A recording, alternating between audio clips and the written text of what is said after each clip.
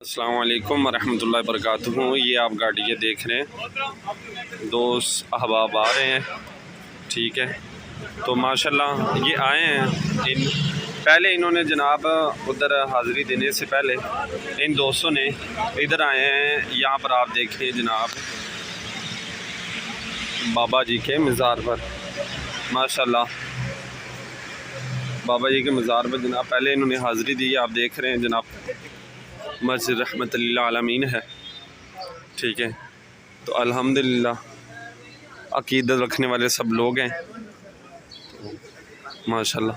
ये आप देख रहे हैं काफ़ी सारे दोस्त आए हैं, ठीक है, जलाली ग्रुप के जो माशाल्लाह इधर हाज़िरी दे रहे हैं। अल्लाह ताला तमाम दोस्तों की मोहब्बतों को सलामत रखे। अब हाज़िरी देने के बाद उधर जा रहे हैं, क्योंकि 8 बजे उधर का टाइम है कॉन्फ्रेंस का, तो इसलिए अब तमाम दोस्त जो हैं वो उधर जा रहे हैं। और भी काफ़िले आ रहे हैं इधर, ठीक है, जो इधर अपनी हाज़िरी दे रहे हैं। ये आप देख रहे हैं माशाल्लाह।